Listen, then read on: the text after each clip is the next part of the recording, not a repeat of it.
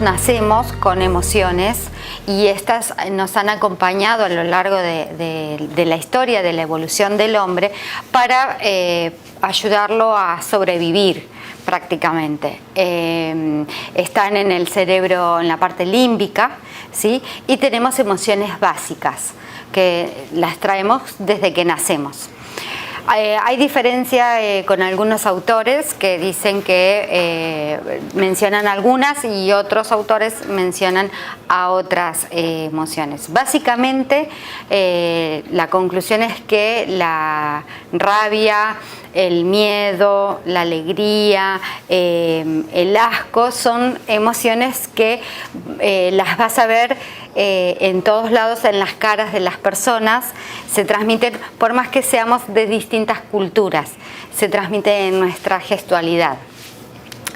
Bueno, como les decía, están para ayudarnos a sobrevivir, y hoy en día estas emociones se habla mucho de lo que es la inteligencia emocional. Entonces, a mí me gusta hablar de la gestión de las emociones, aprender a gestionarlas. Poder gestionar estas emociones nos lleva a un nivel superior en estados de conciencia. Cuando estábamos en el colegio, gente de mi edad, de mi época, no nos enseñaban a ver qué nos pasaba. Y nuestros padres nos preguntaban cómo te fue en el colegio. Creo que la pregunta hoy en día para los papás es cómo te sentiste en el colegio, ¿sí? Y ese es el gran paso.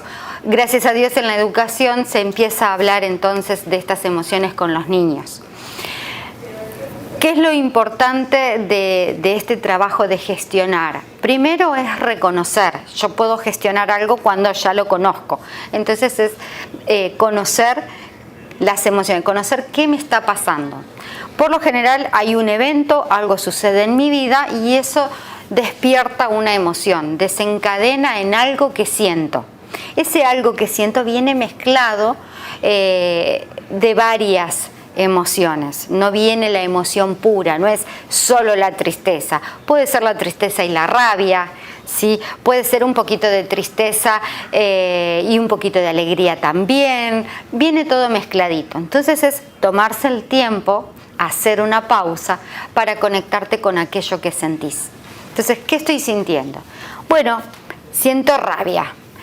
Esa rabia conecta con un pensamiento, que es una sensación de injusticia. El pensamiento que conecta la rabia es la injusticia.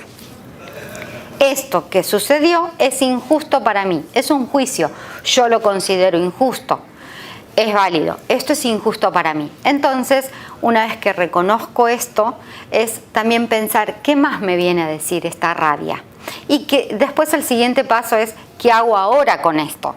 Entonces ahí en esa gestión comienza el lenguaje a participar, ¿no? Y a ver qué hago con esta rabia, cómo la expreso, qué es lo que digo, y es tomarse el tiempo, dejar pasar unos minutos, que ese nivel en el que está la emoción pueda descender y recién ahí poder transmitirlo, poder conversar con quien sea de lo que te está pasando. Los tips para tener en cuenta es, primero, reconocer la emoción, o sea, reconocer lo que me está pasando, ponerle nombre a eso, saber qué es y ponerle un nombre. Para mí lo que siento es vergüenza, o para mí lo que siento es miedo, ¿sí?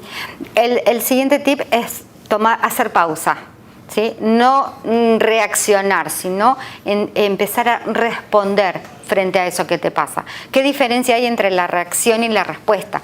La reacción, pasas la mano por el fuego y la sacaste, reaccionaste. Y esa reacción te puede llevar a un conflicto o a generar más conflictos o a una situación cada vez más incómoda. Responder es poder elegir qué hacer con eso, y eso es propio del ser humano. Entonces elegir qué respuesta voy a dar para esa situación, qué voy a hacer con esto que me está pasando, y eso es hacer la pausa. Llevar también es importante para poder conocerte. El tips es anotar qué emoción, cuál fue la situación, qué emoción es la que despertó y qué hiciste, qué acción fue la que elegiste después para responder a esa emoción. A veces nos conectamos con el miedo y ese miedo nos puede paralizar si está en un nivel alto de energía, o simplemente nos viene a avisar de que la situación que se presenta hay algo muy valioso que podemos perder. Entonces, cuando en el curso vemos esto de las emociones, cuál es su reconstrucción lingüística, cuál es su pensamiento.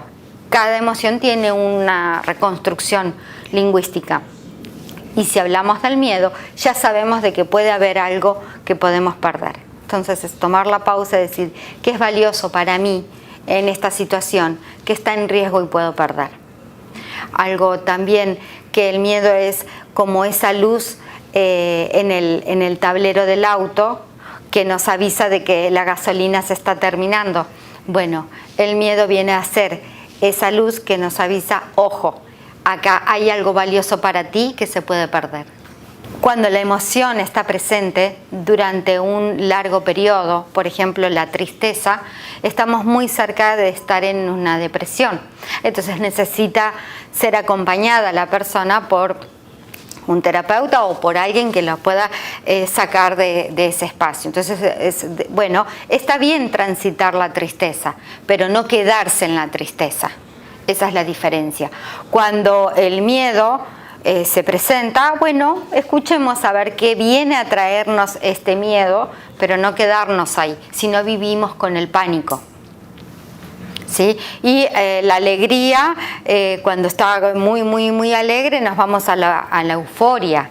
Entonces, cada emoción tiene su equilibrio. Cuando ese miedo te paraliza frente a algo nuevo, hay que fortalecer también la confianza en vos mismo.